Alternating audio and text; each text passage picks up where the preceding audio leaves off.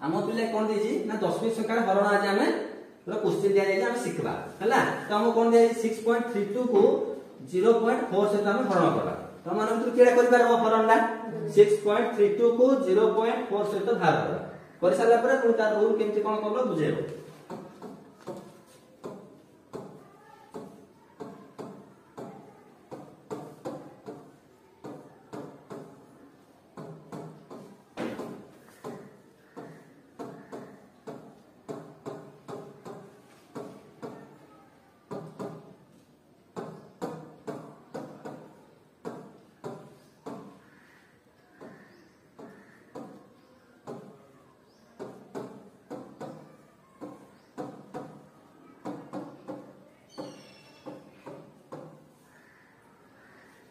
ता केमति हला